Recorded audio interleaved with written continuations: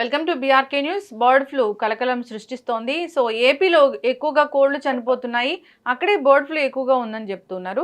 So AP నుంచి అసలు chicken అసలు రానివ్వట్లేదు తెలంగాణలోకి అని కూడా చెప్తున్నారు. మరి తెలంగాణలో బర్డ్ ఫ్లూ అనేది లేదా? అసలు చికెన్ తినకుండా ఉంటే ఈ బర్డ్ ఫ్లూ అనేది రాకుండా ఉంటుందా? బర్డ్ ఫ్లూ లక్షణాలు ఏంటి? రాకుండా జాగ్రత్తలు ఏం తీసుకోవాలి? వస్తే ట్రీట్మెంట్ ఏంటి? వివరాలు తెలుసుకుందాం. ఈరోజు మనతో పాటు ఉన్నారు ప్రముఖ internal medicine specialist doctor Vasant Kumar గారు. డాక్టర్ గారు నమస్తే. నమస్తే. ఈ బర్డ్ ఫ్లూ మనం లాస్ట్ మాట్లాడుకున్నాం 3 వీక్స్ అయింది. 3 వీక్స్ అయింది. అప్పుడు వేరే స్టేట్స్లో ఉంది. ఇప్పుడు బర్డ్ ఫ్లూ తెలుగు స్టేట్స్కి వచ్చేసింది. అయితే ఎక్కువగా కోళ్ళు చనిపోతున్నాయి ఎక్కడంటే ఏపీలో అని చెప్తూ ఉన్నారు. ఏపీ నుంచి ఇక్కడికి రానివ్వట్లేదు తెలంగాణకి ఆ కోళ్ళని అని కూడా చెప్తూ ఉన్నారు. అంటే ఇంపోర్ట్ చేసుకోవట్లేదు ఇక్కడికి అని. అంటే ఎట్లా చెప్తారు డాక్టర్ గారు? బర్డ్ ఫ్లూ అనేది ఓన్లీ చికెన్ తింటేనే వస్తుందా? లక్షణాలు ఎలా ఉంటాయి? రాకుండా జాగ్రత్తలు ఏంటి? ట్రీట్మెంట్ ఉందా? ముఖ్యంగానమ్మా ఇది బర్డ్ ఫ్లూ అనేది వట్టి పోల్ట్రీనే ఆలోచిస్తున్నారు మీరు అందరూ. ప్రజలు కూడా అదే అనుకుంటున్నారు, మిగతా వాళ్ళందరూ కూడా అదే అనుకుంటున్నారు. పోల్ట్రీ కాదమ్మా, బర్డ్ ఫ్లూ అనేది బర్డ్స్ పక్షులు అని పదం యూజ్ చేసుకుంటే బెటర్. అంటే అన్ని పక్షులు, యానిమల్స్ కూడా వస్తుంది, హ్యూమన్స్ కూడా వస్తుంది. So it is the living being effect చేసే వైరస్. H5N1 ఏవియన్ ఇన్ఫ్లుయెంజా అని మనం అనొచ్చు. నాట్ ఓన్లీ బర్డ్స్ అనేది పక్కన పెట్టేస్తే మిగతా అన్నిటి కూడా ఎఫెక్ట్ అవుతుంది. ముఖ్యంగా ఇదేంటంటే ఇప్పుడు మనము ఒక లాక్డౌన్ మాదిరిగా చుట్టూ తెలంగాణకి బయట నుంచి బర్డ్స్ రావద్దు. అదే మహారాష్ట్ర నుంచి ఆదిలాబాద్ ఆ రీజన్లో వస్తాయి, ఇక్కడ ఆంధ్ర నుంచి మనకి హైదరాబాద్ ఇలా వస్తాయి. కానీ ఏంటంటే అక్కడ బర్డ్స్ అనేది పోల్ట్రీ అనేది మీరు ఆలోచిస్తున్నారు, కానీ సీ బర్డ్స్ వలస పక్షులు అనేది మెయిన్ కాజ్. అవి తినము కదా మనం. తినము, అదే కదా ఇక్కడ. ఇప్పుడు బర్డ్స్ ఒక చోటే ఉంటుంది, ఒక ఫామ్లోనే ఉంటుంది, ఒక ఊర్లో ఉంటుంది. బట్ దానికి ఎలా వస్తుంది అనేది ముఖ్యంగా మనం ఆలోచించాల్సింది. ఈ వలస పక్షులు ఏదైతున్నాయో 1000 కిలోమీటర్లు ప్రయాణించి మన రాష్ట్రానికి, అంటే మన ఆంధ్రలో ముఖ్యంగా కోల్డేరు ప్రాంతము మిగతా ప్రాంతాల్లో వచ్చి అది తిననీకి ఎగ్స్ పెట్టనీకి వస్తుంటాయి. సో అక్కడి నుంచి మనము ఈ పోల్ట్రీ ఫార్మ్స్ కూడా రీచ్ అయ్యే హైలీ ఛాన్సెస్ ఉంటుంది. So this is a main cause. ఇప్పుడు ఆంధ్ర నుంచి వలస పక్షులు ఖమ్మం లాంటి ప్లేసెస్లో మనం బర్డ్ ఫ్లూ అనేది చూసాం. కొన్ని వేల సంఖ్యలో కూడా బర్డ్స్ అనేది ఖమ్మంలో చనిపోయాయి. నిన్న నాకు తెలిసింది ఏంటంటే one of the person Warangal నుంచి చెప్పాడు, నాటుకోళ్ళు కూడా చనిపోతున్నాయి. ఇక్కడ నాటుకోళ్ళు అనేది ఎనీ బర్డ్ కెన్ ఎఫెక్ట్. ఇక్కడ నేను గుంటూరు నుంచి నాకు కాల్స్ వచ్చాయి, మిగతా చోట నుంచి కూడా కాల్స్ వచ్చాయి. సో అక్కడ కూడా నాటుకోళ్ళు అనేది చనిపోతుంది.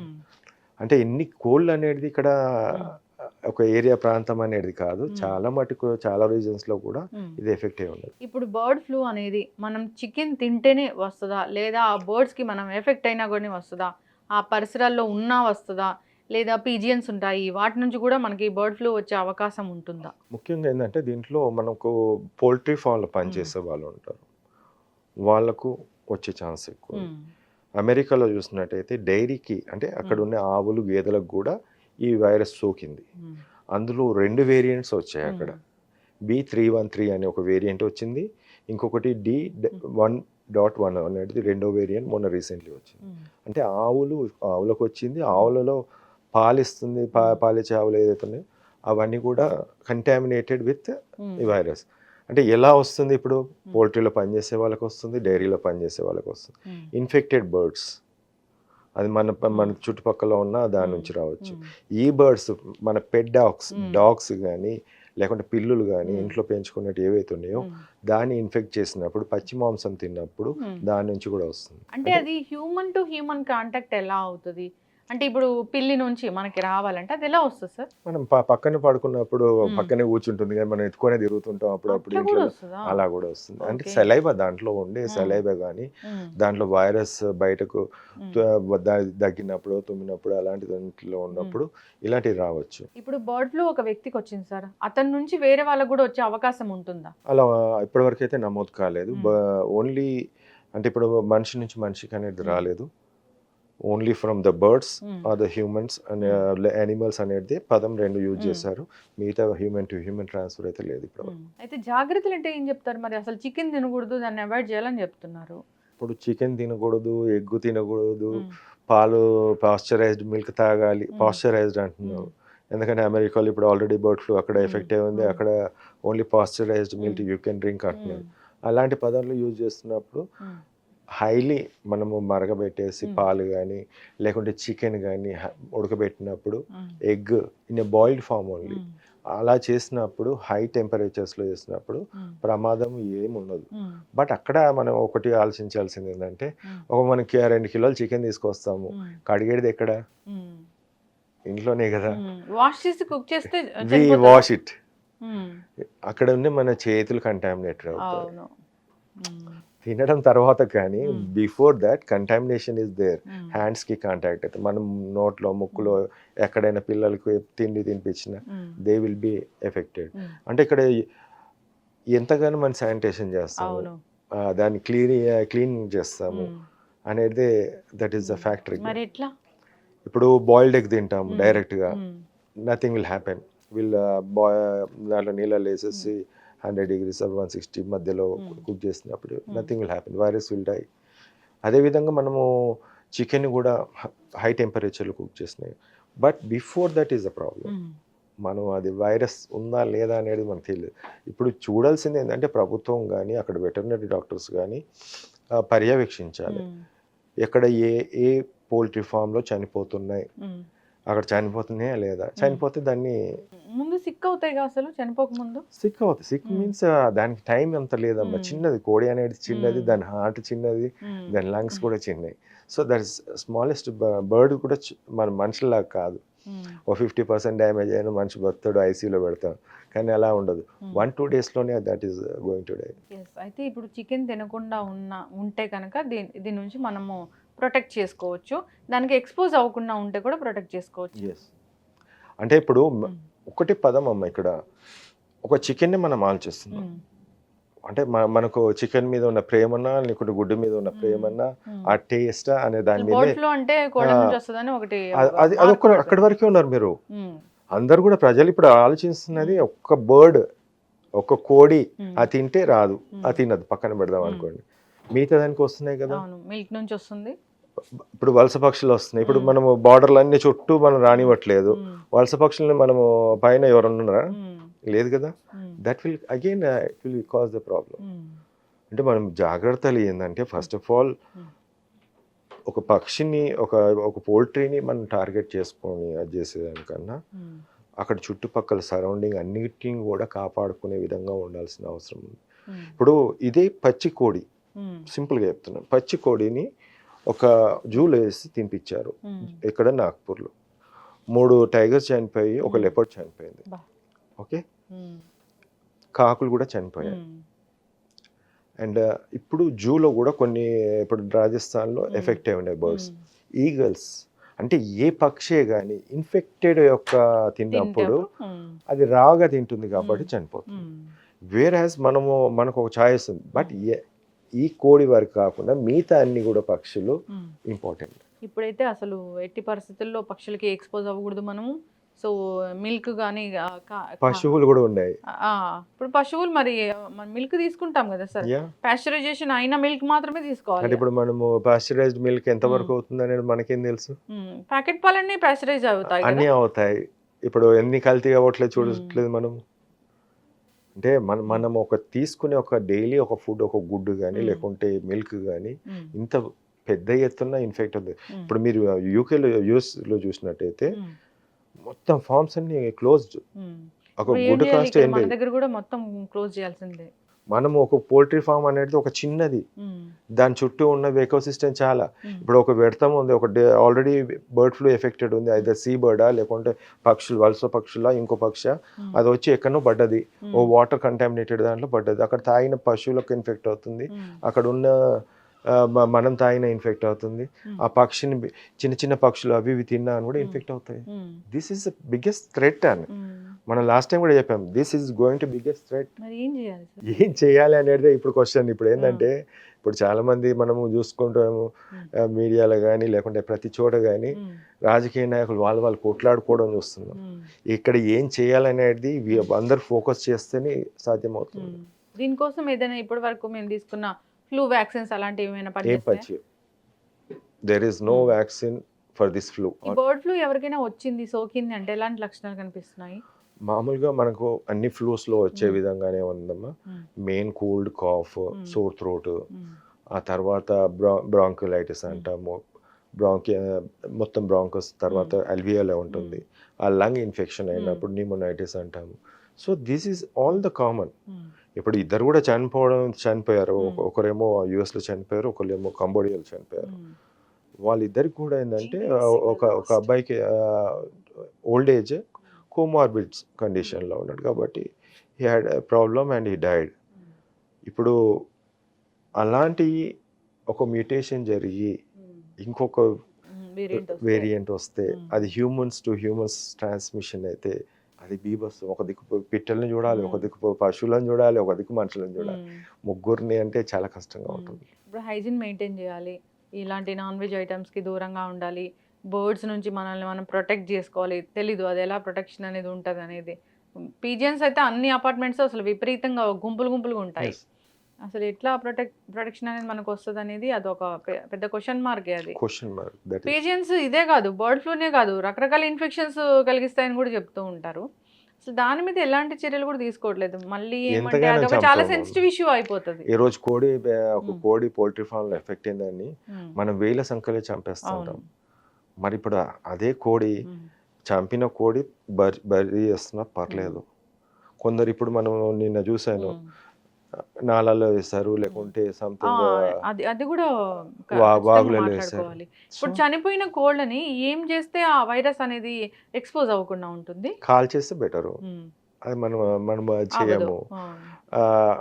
ఫుల్లీ బరీడ్ చేస్తే ఏం కాదు, లోపల అది సాధ్యం, చాలా మటుకు సాధ్యం కాదు. పాపం ఆల్రెడీ వాళ్ళు ఫార్మర్స్ అంతా ఎఫెక్ట్ అయి ఉన్నవాళ్ళు. అంటే ఒక లక్షల కోట్లలో పెట్టి మొత్తం డ్యామేజ్ అయిపోయింది కాబట్టి they are in a deep sorrow అని చెప్పొచ్చు. అవన్నీ కూడా బరీ చేసి ఆ వాటర్, ఇప్పుడు ఏదైనా వాటర్ కానీ అక్కడ ఆ ప్రాంతంలో, then again it can cause by hazard.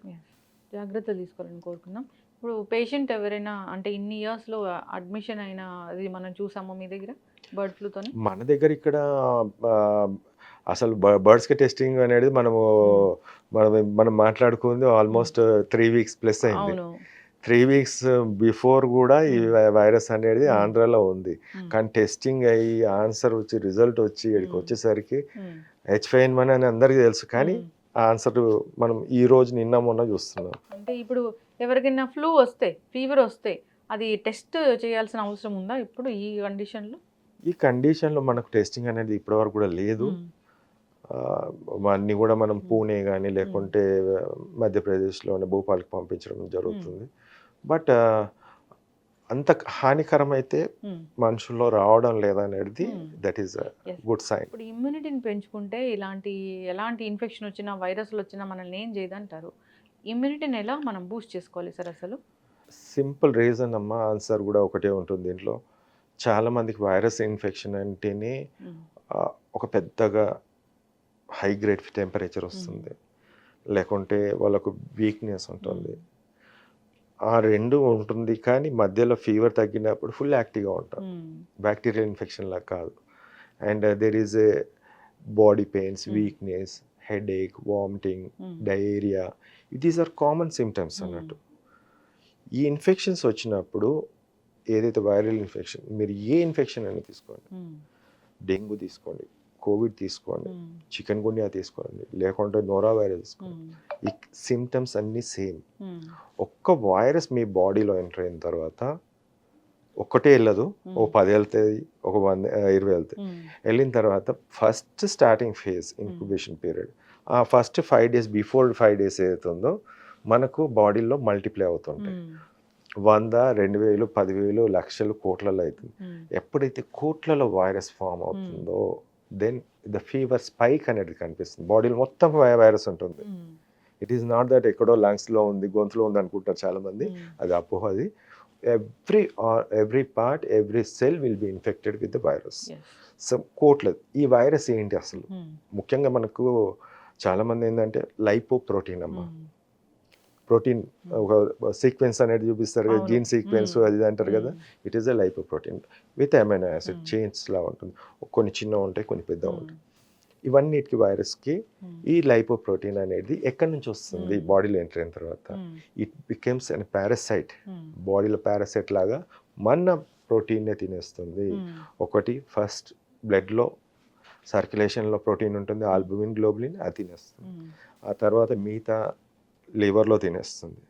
ఆ తర్వాత మిగతా ఆర్గన్స్లో ఉండే ప్రోటీన్ తినేస్తుంది. ఎక్కడ కావాలని ఎక్కడ దాని ఫస్ట్ ఇట్ విల్ మల్టిప్లై కాబట్టి తీసేసుకుంటుంది. మిగతా ఎంజైమ్స్, హార్మోన్స్, అపోప్రోటీన్స్ అంటాం, ఇవన్నీ కూడా డిస్ట్రాయ్ అవుతుంది. ఇంకా వైటమిన్స్, ఎవ్రీ వైటమిన్ దానికి సంబంధించినవన్నీ కూడా లాగేసుకుంటుంది. సో ఎగ్జాస్టెడ్ మ్యాన్ ఎలా ఉంటుందంటే with high C reactive protein అని it response to the virus. Enzymes పెరిగిపోయినాయి, ఇవన్నీ లివర్ ప్రాబ్లం వచ్చింది, హెపటైటిస్ వచ్చింది, ఇవన్నీ కూడా బికాస్ ఆఫ్ ద వైరస్. ఈ వైరస్ ఎప్పుడైతే కొన్ని కోట్లలో పెరిగి ఇవంతా కూడా చేసిన తర్వాత మీ బాడీలో ప్రతి ఒక్కరి infected body any virus protein depletion ఉంటుంది, ప్రోటీన్ అనేది పోతుంది. You just give the protein అంటాను. You just give the protein whatever the form. అది మటన్ కానీ ఫిష్, మెయిన్ ఫిష్ అని అరిగిపోతుంది, నో డైజెషన్ ప్రాబ్లం ఏముండదు. ఎగ్స్ కానీ చికెన్ అంటున్నాం, చికెన్ ఇప్పుడు ఇన్ఫెక్ట్ అవుతుంది కాబట్టి యూ కీప్ అందుకే చెప్తారు కోవిడ్ టైంలో కూడా ప్రోటీన్ రిచ్ ఫుడ్స్ తినండి అని. ఆ తర్వాత ఇప్పుడు వెజిటేరియన్ ఉంది, వెజిటేరియన్లో they lot of high protein foods are they. ఇప్పుడు మన పల్సెస్ తీసుకోవచ్చు, లేకుంటే సోయాబీన్ తీసుకోవచ్చు, లేకుంటే మన పీనట్స్ ఉన్నాయి, ఇవన్నీ కూడా యూ కెన్ హ్యావ్. అన్నీ కూడా ఒక్కసారి వైరస్ తింటూ ఉంది, మన బాడీలో పోతుంది, మొత్తం అంత ప్రోటీన్ పోతున్నప్పుడు సప్లిమెంట్ చెయ్యు అంటున్నాను. You give the supplementation. So again body has ఒకటి ఉంటుంది, ఇదంతా తీసేసుకొని మళ్ళీ అగైన్ ఇట్ విల్ రీజనరేట్, అన్ని హార్మోన్స్, వైటమిన్స్ ఇవన్నీ తగ్గుతున్నాయి, అన్నిటి కూడా కంపెన్సేట్ చేస్తుంది. So this is the biggest answer in this world. First of all 70 to 80% problems రాకుండా చేస్తుంది. తర్వాత మెడిసిన్ ఇస్ దేర్, దెన్ దాన్ని బట్టి మనం చేసుకోవచ్చు. ఖచ్చితంగా సార్, చాలా చక్కగా చెప్పారు. అయితే ఏదైనా వైరల్ ఇన్ఫెక్షన్ వచ్చాక అది తగ్గాక కూడా దాని ప్రభావం ఎంతో కొంత ఉంటుంది. లైక్ మనం కోవిడ్ టైంలో చూసాము, ఆ వైరల్ ఇన్ఫెక్షన్ వచ్చింది, తగ్గింది, కానీ దాని తర్వాత కూడా రకరకాల ఇష్యూస్ రావడం మనం చూసాము. హార్ట్ అటాక్ అయితే దానివల్లే వచ్చింది అని చెప్తూ ఉన్నారు. వైరల్ ఇన్ఫెక్షన్స్ తగ్గాక కూడా ఈ హార్ట్ అటాక్ అనేది వస్తుంది అనే దాంట్లో నిజం ఎంత అసలు? అస్సలు గుడ్ క్వశ్చన్ అనేది. యాక్చువల్ చెప్పాలంటే ఆల్ వైరస్, నేను ఇందాక చెప్పాను, లివర్, హార్ట్, కిడ్నీ, అన్ని పార్ట్స్లో ఈ వైరస్ అటాక్ ఉంటుంది. వైరస్ ప్రతి బాడీ మన ప్రతి సెల్ ప్రోటీన్ తోటి చేసిందే, దాన్ని తింటుంది. అది ఎండోథీలియల్ సెల్ డ్యామేజ్ ఉంటుంది, మజిల్స్ యొక్క మయోకార్డియల్ మజిల్స్ ఉంటుంది, దాన్ని డ్యామేజ్ చేసినప్పుడు ఇదంతా కూడా ఒక క్లాట్ ఫామ్ అయిపోయి బ్లాక్ లెక్క ఫామ్ అయిపోయి హార్ట్ అటాక్స్ వస్తాయి. This is very simple that చాలామంది ఏంటంటే దేర్ ఈస్ అదర్ కాజెస్. ఇప్పుడు స్మోకింగ్ కానీ, హెవీలీ డ్రింకింగ్, దానికి తోడుగా ఈ వైరస్ వచ్చినప్పుడు విజృంభిస్తుంది, అంటే అక్కడ హార్ట్ అటాక్స్ రావడానికి కారణం అవుతుంది. ఖచ్చితంగా సార్, చాలా చక్కగా చెప్పారు, చక్కటి ఇన్ఫర్మేషన్ అండి. ఇప్పుడు బర్డ్ ఫ్లూ మాకు తెలిసింది ఏంటంటే చికెన్ తింటే బర్డ్ ఫ్లూ వస్తుందని. మీరు అలా కాదు, బర్డ్ ఎలా వచ్చినా కానీ బర్డ్ నుంచి వస్తుంది. బర్డ్స్ ఫ్లై అవుతూ ఉన్న వాటికి మనం ఎక్స్పోజ్ అయినా బర్డ్ ఫ్లూ వస్తుంది, చికెన్ తిన్నా బర్డ్ ఫ్లూ వస్తుంది, మిల్క్ తాగినా బర్డ్ ఫ్లూ వస్తుంది. మీరు చెప్పారు ఎందుకు అనేది, చాలా చక్కగా చెప్పారు. సో ఏదైనా కానీ మనము మంచి హైజీన్ అనేది మెయింటైన్ చేయాలి, ఇమ్యూనిటీ ఉండాలి. కాస్త సిక్ అయినా డాక్టర్ దగ్గరికి వెళ్ళడం మంచిది. అసలు ఏంటి ఇది, ఏ ఇన్ఫెక్షన్ అనేది వాళ్ళు చెప్తారు కాబట్టి. ఫీవర్ వచ్చింది, 2-3 ట్యాబ్లెట్లు వేసుకున్నాము మెడికల్ షాప్ నుంచి తెచ్చి అన్నప్పుడు అది ఇంకా మీరు అన్నట్లుగా ఎక్కువ స్థాయిలో వెళ్తుంది కాబట్టి క్రానిక్ వెళ్ళిపోతుంది, ట్రీట్మెంట్ అనేది చాలా కష్టంగా ఉంటుంది. చాలా చక్కటి ఇన్ఫర్మేషన్ డాక్టర్ గారు, జాగ్రత్తగా ఉండాలని కోరుకుందాం. ఇప్పుడు చికెన్ అయితే అసలు తినకూడదని కోరుకుందామండి. పౌల్ట్రీ ఫార్మ్స్ ఏవైతే ఉన్నాయో వాళ్ళు కూడా జాగ్రత్తగా మానిటర్ చేస్తూ ఉండాలి. వాటికి ఏమి ఇన్ఫెక్ట్ అయింది, ఎలా ఉన్నాయి, వాటి హెల్త్ కండిషన్ ఎలా ఉందని చూసుకోవాలి.